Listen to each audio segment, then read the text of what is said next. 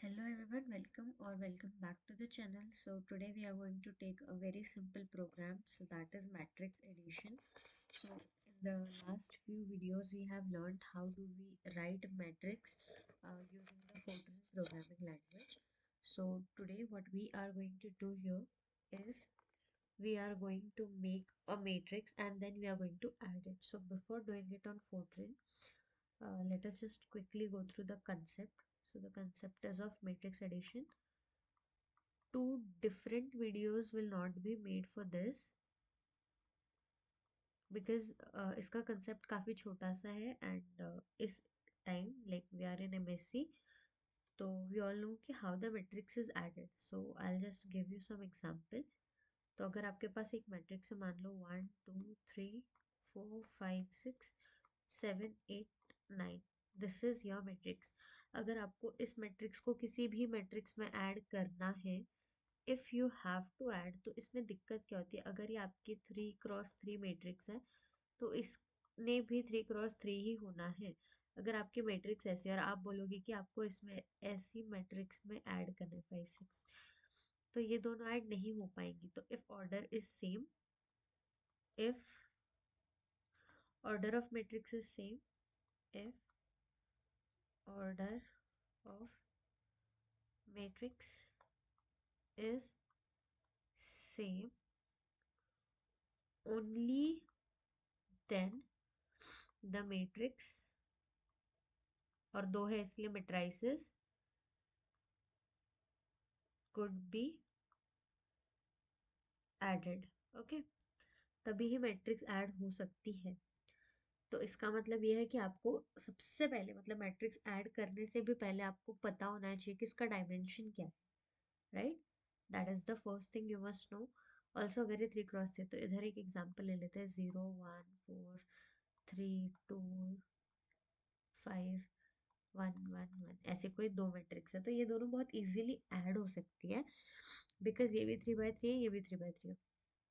Similarly अगर आपकी matrix ऐसी है जो कि 3x2 मैट्रिक्स है, जैसे कि 1 2 3 4 5 6, अगर ये 3x2 मैट्रिक्स है और एक और मैट्रिक्स आप ले लोगे 0 0 1 1, ये भी 3x2 है, तब ये दोनों इजीली ऐड हो पाएंगे. So these are addable. ठीक है, एडेबल है, ऐड हो सकती है. ठीक है, तो अब जब भी आपको मैट्रिक्स एडिशन करना है, आपको सबसे पहली चीज जो पता होनी चाहिए, यू मस्ट नो, जो आपको पता होना चाहिए वो ये है कि order of matrices are same. अगर ऑर्डर सेम है तभी ही ऐड हो पाएंगी, अगर ऑर्डर डिफरेंट है तो मैट्रिसेस जो है वो ऐड नहीं हो पाएंगी. ठीक है, तो अब आप सबसे पहले क्या करोगे, आपको मैट्रिक्स लेनी है यूजर से. What will you do, matrix को सबसे पहले नाम दे दो. अब आप मैट्रिक्स का क्या कर रहे हो, एडिशन कर रहे हो, राइट? तो आपके पास दो मैट्रिसेस होना तो ज़रूरी है ही कि एक मैट्रिक्स है ए, मान लो कि 3x3 की मैट्रिक्स है, फिर एक मैट्रिक्स है बी, ये भी 3x3 की है, तो आपके पास में जो इसका रिजल्टेंट है सी, वो भी 3x3 का आना ही चाहिए. ओके, तो आपके पास कुल मिला के तीन मैट्रिसेस होने ही चाहिए. मैट्रिक्स मतलब टू डायमेंशनल एरे. अब देखो कि इसको प्रोग्राम में कैसे लिखते हैं. प्रोग्राम को मैंने नाम दे दिया एडमेट. एडमेट मतलब एडिशन ऑफ मैट्रिसेस. ठीक है, और एंड प्रोग्राम कर दिया. इम्प्लिसिट नन लगा दिया. अब रियल, अब मैं यहाँ पे P R N name date ये सब लिख नहीं रही हूँ बिकॉज अब तक आपको इस चीज़ की आदत हो जानी चाहिए थी. तो अब यहाँ पे हमने ले लिया रियल. अब एक डायमेंशंस कुछ भी हो सकते हैं तो अपने मर्जी से ले लो. 10x10 भी ले सकते हो, कोई आपके ऊपर रिस्ट्रिक्शन नहीं है. मैं 100x100 लेती हूँ क्योंकि मुझे सही लगता है कि बड़ा ही मैट्रिक्स लेके चलो, उसके बाद आप कितनी भी चीज़ें उसमें ऐड करते जाओ. ओके, सो सी 100x100. इसके अलावा और क्या आने वाला है, इंटीजर्स आने वाले हैं. Integers for what, integers for the order of matrices. अब यहाँ पे देखो रियल और स्टार कॉमा स्टार लिखा है जो कि गलत है। Okay, so real integers, integers में भी इंटीजर्स लिखा हुआ है, इंटीजर नहीं तो इंटीजर करना है उसको। ओके, अब इंटीजर क्या क्या है, यानी कि एम एन ले लेती हूँ, पी क्यू ले लेती हूँ, आई जे ले लेती हूँ। अब बताऊंगी आपको ध्यान से कि क्यों हमने लिया है एम एन पी क्यू और आई जे। देखो, आपके पास में आप एक मैट्रिक्स को रीड कर रहे हो, मैट्रिक्स रीड करने से पहले इंपॉर्टेंट है कि पूछो, अब ये क्वेश्चंस है जो आपके यूजर से होने चाहिए। तो आपका पहला क्वेश्चन होना चाहिए ऑर्डर ऑफ ए, ठीक, ऑर्डर ऑफ ए होना चाहिए। तो उसके लिए वो क्या बोलेगा, एम क्रॉस एन की वैल्यू कुछ देगा, यानी कि एम नंबर ऑफ रोज है, एन नंबर ऑफ कॉलम्स है मैट्रिक्स ए में। सिमिलरली आप दूसरी मैट्रिक्स लोगे जिसका आप ऑर्डर पूछोगे, तो आपको मिलेगा पी क्यू। ओके, अब मैट्रिक्स आगे तभी ही बढ़ेगी जब m is equal to P होगा and n is equal to Q होगा, ठीक है। ये कंडीशन है फॉर एडिशन, फॉर एडिशन, इसीलिए हमने एम एन और पी क्यू लिया। और आई जे क्यू लिया, जब आप मैट्रिक्स लिख रहे हो तो एंट्री फिलिंग के लिए आपको आई चाहिए होगा रो फिलिंग के लिए, ठीक, मतलब रो में वैल्यूज डालने के लिए, और जे चाहिए होगा आपको कॉलम फिलिंग के लिए, ठीक है। तो इसीलिए आप आई और जे को भी ले लेते हो साथ ही में इंटीजर्स में। Okay, so that's why we take all these integers here. Okay, अब क्या करो, अब सिंपली यूजर को बोलो कि भाई साहब अब आप डायमेंशन दे दो। तो यहाँ पे हम जा रहे हैं, हमारा क्वेश्चन होगा यूजर से, write star comma star the dimension of A. अब ये जो है, ये हम m कॉमा n के फॉर्म में लिख रहे हैं, इसलिए इसको आप m कॉमा n लिख दो, और फिर आपका जो कंप्यूटर है उसको रीड कर लेगा m कॉमा n, ठीक है। ऑर्डर रीड कर लिया, डायमेंशंस की जगह ऑर्डर बोल देती हूँ, ठीक है। ऑर्डर डायमेंशन तो अलग चीज हो गई है ना। तो अब ये सेम मैं कॉपी पेस्ट कर रही हूँ, क्योंकि ये सेम अभी हमें बी के लिए भी चाहिए। तो control we, order of B, ठीक है। एम एन के बाद क्या है, पी क्यू है, जो कि इसको असाइन हमने कर रखा है। So we have this p comma Q, and यहाँ पे भी we have this p comma Q, ठीक। अब ऑर्डर हमें पता चल गई है। अब इफ अगर ऑर्डर ही गलत है, मतलब आपका जो ऑर्डर है वो ही मैच नहीं कर रहा है, तो आप वैसे भी आगे बढ़ के कोई फायदा नहीं होगा। इसलिए इसी मोमेंट पे आप चेक कर लो कि इफ m इक्वल टू क्योंकि अब हम यहाँ पे वैल्यूज जो है या साइन नहीं कर रहे हैं, हम कंपेयर कर रहे हैं। For comparison we use equal to, okay. वो कंपैरिजन के लिए हम लोग क्या क्या टर्म्स यूज करते हैं देख लो। देखो, सबसे पहले अगर हमें कोई चीज बतानी कि नॉट इक्वल, तो हम ऐसे डालते हैं नॉट इक्वल टू चेक करने के लिए, ठीक है। अगर हमें डालना है कि ग्रेटर देन इक्वल टू, तो हम ये डालते हैं। लेस देन इक्वल टू जानना है हमें, तो हम लेस देन और इक्वल टू की साइन डालते हैं, ठीक है। लेस देन इक्वल टू, ठीक। अब अगर हमें बोलना है कि इक्वल है, तो हम इक्वल इक्वल टू की साइन डालते हैं, ओके। अब यहाँ पे असाइनमेंट नहीं हो रही है, सारी चारों चीजें कंपैरिजन के लिए यूज होती है। These are used for comparison, okay. Comparison के लिए हम वो यूज करते हैं, तो इसीलिए इक्वल टू हम ये यूज कर रहे हैं। अब हमें क्या है, सिर्फ ये कंडीशन नहीं है कि m इक्वल टू p होना चाहिए, ठीक, मतलब इसके नंबर ऑफ रोज पहले वाले मैट्रिक्स के और दूसरे मैट्रिक्स के सेम हो, राइट। तो सिर्फ ये कंडीशन नहीं है, तो साथ में आपको एक एंड भी लगाना पड़ेगा। अब आप एंड या और कुछ यूज करते हो तो आपको ऐसे डॉट्स के साथ उसको यूज करना है, and you will have n is equal to q। अगर ये है, if this condition is true, then यहाँ पे आप प्रोसेस करेंगे अपनी पूरी। बट अगर वो गलत है तो आप सीधा एल्स के बाद में क्या कर दोगे, एग्जिट कर दोगे ये इफ को, एंड एंड इफ कर दोगे, ठीक है। अगर वो कंडीशन सेटिस्फाइड नहीं हुई तो, एंड अगर ये कंडीशन सेटिस्फाई हो गई तो क्या करना है, तो अगर ये कंडीशन आपकी सेटिस्फाई हो जाती है तो आपको अब इस मोमेंट पे करना होता है कि आप ये जो एम एन पी क्यू है इसके बाद में मैट्रिक्स को लिख लो, या तो आप पहले ही मैट्रिक्स को लिख लो कि कैसे आपकी मैट्रिक्स जो है वो रन कर रही है। तो चलो एक काम करते हैं, पहले राइटिंग द मैट्रिक्स है, ये कमेंट डाल लेते हैं कि हम पहले मैट्रिक्स को लिख लेंगे। तो राइटिंग द मैट्रिसेस, ठीक है। अब मैट्रिक्स को लिखने के लिए उसने रीड करना भी जरूरी है, ठीक है। और उसके पहले ही हमने ऑर्डर चेक कर ली, तो एक काम करते हैं, इस एल्स को हटा देते हैं। देन हाँ एल्स, ये कंडीशन पहले ही चेक हो जानी चाहिए। अब मैं आपको इसके पीछे का भी फंडा बताऊंगी कि क्या है। एंटर, देखो ये हुई वी। अब यहाँ पे आपने क्या कर दिया, आपने इफ स्टेटमेंट लगा दी और आपने बोला कि जब इक्वल है तो कुछ भी नहीं हो रहा है, नथिंग इज हैपनिंग, इसीलिए हमने कुछ किया ही नहीं। बट अगर इक्वल नहीं है, मतलब अगर हम एल्स पे आ गए, तो एग्जिट कर दो और एंड कर दो इफ स्टेटमेंट का, ठीक है। इफ स्टेटमेंट हो गई। अब अगर आपका ये इफ स्टेटमेंट के बाहर आ जाता है, तब एक काम करो कि मैट्रिक्स को लिखो।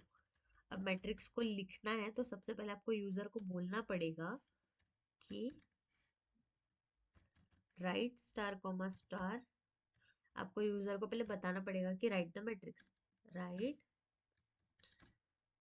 मैट्रिक्स ए, ठीक है।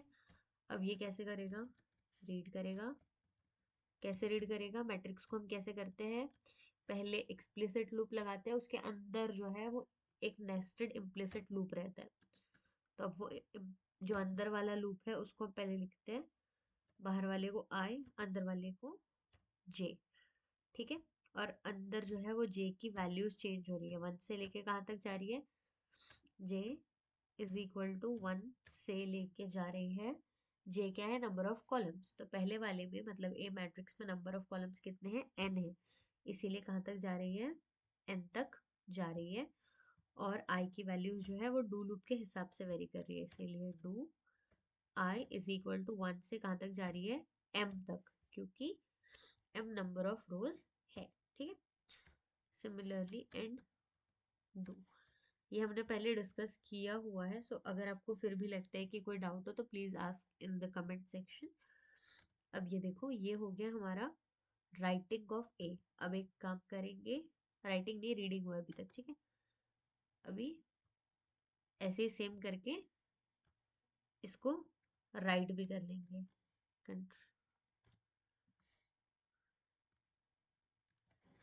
अब क्या करना है, अब कुछ नहीं करना, अब इसको राइट कर लेंगे। रीड किया ही था तो राइट कर लेंगे। अब ये किसके लिए हुआ, मैट्रिक्स ए के लिए हुआ। मैं कमेंट ऐड क्यों कर रही हूँ, ताकि मुझे याद रहे कि मैं क्या कर रही हूँ। अब similarly I go to the next line, and from there अब आई विल आस्क या add the comment to write for B matrix, okay. So writing the B matrix, ठीक है। अब यहाँ तक हो गया। बी मैट्रिक्स को ऐसे करेंगे, सबसे पहले हम रीड करेंगे, ठीक है, और वैसे फिर उसको राइट करेंगे। तो सीधे मैं यहाँ से कॉपी पेस्ट कर रही हूँ, बस ए की जगह क्या कर देंगे, बी कर देंगे, ठीक है। ए की जगह कर दिया बी, ए की जगह कर दिया, ओके सॉरी सॉरी, हाँ ए की जगह कर दिया बी। अब यहाँ पे क्या होगा, एम की जगह पे क्या हो जाएगा, पी हो जाएगा, ठीक। क्यों, क्योंकि हम अब पी और क्यू को ऑर्डर मान के चल रहे हैं, तो पी और क्यू हो गया। अगेन यहाँ पे पी हुआ और यहाँ पे क्यू हुआ, ठीक है। तो पी और क्यू हो रहा है। अब देखते हैं यहाँ पे कि सबसे पहले मैट्रिक्स दिखती कैसी है हमारी। तो ये है। अब यहाँ पे एक एरर बता रहे हैं जो कि 14th लाइन में एरर है। तो अभी हमारी 14th लाइन जो है उसमें हमने यहाँ पे एग्जिट लिखा हुआ है, यहाँ पे एरर बता रहा है। तो उसको अभी हम स्टॉप लिख के देखते हैं कि क्या हो रहा है। हाँ देखो अब ये वर्क कर रहा है। तो कभी कभी आपको एग्जिट लिख दो आप और फिर नहीं वर्क कर रहा है तो आपको स्टॉप लिखना पड़ता है, ठीक है। तो अब ऑर्डर हमें लिखनी है ए की एम कॉमा एन। तो मान लो हम लिखते हैं 2, 2 और अब ऑर्डर लिखेंगे इसकी 3, 3। मैं जानबूझ के गलत लिख रही हूँ। अब देखना ये क्या होगा, कुछ नहीं होगा, सीधा एग्जिट हो जाएगा। अब आप बताना, अब यहाँ पे आपको रीजन लिख के नहीं आ रहा है कि एग्जिट क्यों हुआ, तो आपको यहाँ लिख देना है कि क्या रीजन है वो डिस्प्ले हो। तो यहाँ पे इस केस में आप लिखोगे कि order is not same, therefore can't add, ठीक है। अब रन करेंगे तो अब देखो ये ले लिया मैंने 2, 2 अगेन 3, 3। तो order is not same therefore can't add आ गया लिख के। अब हम करेंगे इस बार में सेम ऑर्डर दे देंगे 2, 2 का। तो 2, 2 एंटर 2, 2 फिर देखो क्या होता है। अब वो बोल देगा मैट्रिक्स ए लिखो। अब हमें पता है कि मैट्रिक्स ए लिखनी कैसे है। पहले आप एक रो लिखोगे, फिर नेक्स्ट रो, फिर नेक्स्ट रो, सो ऑन आपको करना है। तो 1, 2, 3, 4 लिख दिया। This is your matrix A. अब यहाँ पे राइट मैट्रिक्स ए है, यहाँ पे हमने चेंज नहीं किया, देखो ये सुधारना था। अब ये हमारा मैट्रिक्स ये हो जाएगा स्टॉप, यहाँ पे बी कर लेते हैं। तो ये है आपका, देखो this is your matrix B, ठीक है। अब वो आपको बी शो करेगा, देखो आपने रन कर लिया। ऑर्डर ऑफ ए, चलो इसको बोल देते हैं 3, 2। फिर इसको भी 3, 2 बोल दिया। अब आपको 3 रोज ऐड करनी है। तो 3, 3, 1, 2, 0, 0 कर दिया। ये आ गई मैट्रिक्स हमारी 3 × 2 की। अब सिमिलरली बी के लिए 4, 5, 8, 4, 6, 6। अब देखो आ गई मैट्रिक्स। अब हमने इतना ही करवाया है तो इतना ही होगा, ठीक है। क्या होगा, इतना ही होगा। अब डिस्प्ले हो गई। आप अगर डिस्प्ले करने से पहले लिखना चाहते हो कि क्या है, तो आप यहाँ पे एक राइट स्टेटमेंट ऐड कर दोगे कि ये हमारी कौन सी मैट्रिक्स है। तो ये देखो यहाँ पे मैंने राइट डाला और फिर मैंने बोला कि द मैट्रिक्स बी इज, और अगर मैं सेम चीज ए के लिए लिखो तो ए के ऊपर भी लिख के आ जाएगा, ठीक है। यहाँ पे लिखेंगे मैट्रिक्स ए इज, ठीक है। अब देखो मैट्रिक्स एडिशन में क्या होता है, हम सिंपली एलिमेंट्स ऐड करते हैं। मतलब अगर हम मैथमेटिकली करें तो अब जैसे यही एग्जांपल लेते हैं, ज़्यादा दूर नहीं जाते। तो एक एग्जांपल ले लिया हमने, ऐसी मैट्रिक्स है, ठीक है। 1, 2, 4, 5, 7, 8 और ये आपकी ए मैट्रिक्स है, इसमें आप बी मैट्रिक्स और ले रहे हो। अब ये दोनों ऐड हुई तो आपके पास भी एक सी मैट्रिक्स आ जाएगी, that will be equal to इसका फर्स्ट एलिमेंट और इसका फर्स्ट एलिमेंट ऐड होकर बनेगा 1, इसका फर्स्ट एलिमेंट इसका फर्स्ट एलिमेंट बनेगा 2, इसका फर्स्ट एलिमेंट इसका फर्स्ट एलिमेंट ऐड होकर बनेगा 7, इसका ये एलिमेंट और इसका ये एलिमेंट ऐड होके बनेगा 7, और फिर 7 4 11 और 8 1 9। ठीक है, तो सिंपली एलिमेंट वाइज एडिशन होता है, एलिमेंट वाइज एडिशन। ठीक है, एलिमेंट वाइज एडिशन होता है, तो इसीलिए बहुत सिंपल है ये। तो इसका मतलब सिर्फ पता है क्या होगा आपको, A11 में B11 को ऐड करना पड़ेगा, तो आपको तुरंत C11 मिल जाएगा। ठीक है, A12 में आप अगर B12 ऐड करते हो तो आपको C12 मिलेगा, मतलब डायमेंशंस में भी कोई चेंज नहीं होगा। Similarly if you are taking A3,3 plus B3,3, तो यू विल गेट C3,3। समझ रहे हो? तो यहाँ पे आपका I और J साथ में ही वेरी करता है। तो अब आप क्या कर सकते हो, आप सीधे सीधे एक अपना डू लूप ले लो। ठीक है, उसमें आप C is equal to A plus B लिख दोगे तो वो सीधे आपको एडिशन मैट्रिक्स C दिखा देगा। अब एडिशन मैट्रिक्स C के लिए भी एक काम करते हैं, कमेंट ऐड कर लेते हैं ताकि हमें पता चल जाए कि हमारी C मैट्रिक्स कब आ रही है। तो द एडिशन मैट्रिक्स C। ठीक, अब मुझे नहीं लगता ये हमें इस स्क्रीन की कोई भी ज़रूरत है, तो हम लोग इसको फुल कर लेंगे। तो अब एडिशन मैट्रिक्स C है। ठीक है, अब यहाँ पे आपको क्या करना है, सिंपली डू लूप चला लो। आपको पता है कि आपका I जो है वो M तक जाएगा, 1 से लेके M तक जाएगा, और एंड डू कर लो, ये डू लूप आपका एंड हो जाएगा। सिमिलरली अब आपको सिर्फ क्या करना है, इस साइड कर लो, आपको सिर्फ क्या करना है, यहाँ पे C इज इक्वल टू, अब ये जो C है that must have I J, है ना, C I J is equal to A I J plus B I J होगा। तो C I comma J, also we are writing C on the L H S because C unknown है। हमें पता है कि हमेशा अननोन को left में लिखना है, तो C I J is equal to A I J plus B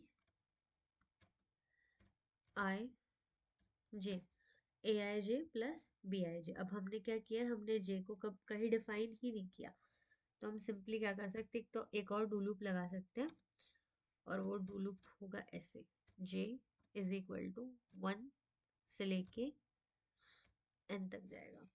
ठीक है, ये हो गया आपका पहले अंदर वाला डू लूप एंड होगा, इसको नेस्टेड डू लूप बोलते हैं। तो पहले अंदर वाला एंड हुआ, फिर बाहर वाला एंड हुआ।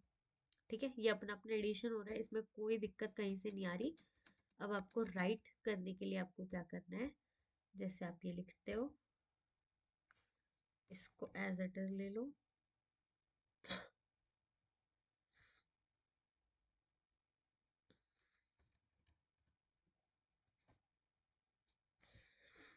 The matrix. अब हमारी मैट्रिक्स क्या है, सी है। ठीक है, तो अब हम यहाँ पे भी इसको क्या कर लेंगे, सी कर लेंगे। डायमेंशन चेंज नहीं होती है इसलिए कोई दिक्कत नहीं आएगी। ठीक है, तो ये आपको सी मैट्रिक्स भी दे देगा। I hope it is clear. अगर इसमें कोई दिक्कत नहीं है कोड में तो ये रन हो जाएगा, नहीं तो थोड़ा कहीं कंपाइलेशन एरर दिखाएगा, तो लेट अस चेक। ओके, तो ये रन हो गया। So we have order. अब इसका ऑर्डर फिर दे दो 2,2, इसका भी ऑर्डर दे दो 2,2, तभी जाके ऐड होगा। अब 1,2 3,4। ठीक है, ये हो गया मैट्रिक्स है। अब मैट्रिक्स 4,4 0,2। ओके, तो अब ये देखो आ गया मैट्रिक्स सी। जो अब देखो ध्यान से कि मैट्रिक्स ऐड कैसे हुई है। इसका फर्स्ट एलिमेंट क्या है, 1 है, इसका फर्स्ट एलिमेंट 4 है मैट्रिक्स बी का। तो सी का क्या होना चाहिए, 1 + 4 5। ठीक है, देखो इसको थोड़ा कर लेते हैं। अब देखो ध्यान से, तो 1 + 4 5 हुआ, 2 + 4 6 हुआ, 3 + 0 3 हुआ, 4 + 2 6 हुआ। तो ये सी आपको जो मिल गई है उसको बोलते हैं addition matrix. Okay, so this is how it is written. अगर आपको सिर्फ कोड देखना है तो this is how it looks. क्या करना है हमें, सबसे पहले ऑर्डर देख लो। अगर ऑर्डर सेम है तो आगे जाएगा, एल्स सीधे वहीं पे स्टॉप हो जाएगा। अब अगर स्टॉप नहीं हुआ है मतलब ऑर्डर सेम है, तब आपको वो जो मैट्रिक्स ए है पहले यूजर से लेनी पड़ेगी, इसलिए आपने रीड लिखा हुआ है। फिर आपको यूजर को देनी पड़ेगी कि आपके मैट्रिक्स ए है, तो यूजर रीचेक करेगा, उसको समझ में आएगा कि उसके मैट्रिक्स सही है। सिमिलरली आपको बी की वैल्यूज भी लेनी है, एंड देन आपको दो डू लूप लगा के C is equal to A plus B करना है। अब ये होने के बाद में you have to write the C in the same format, तो आपको आपकी मैट्रिक्स मिल जाएगी। And this is how we do for the addition of two matrices. Multiplication आप ट्राई करके देखना कि इसके पीछे क्या लॉजिक लग सकता है। मल्टीप्लिकेशन के पीछे I will cover that in the next class when ever it is. Till the time, stay safe, have a nice day.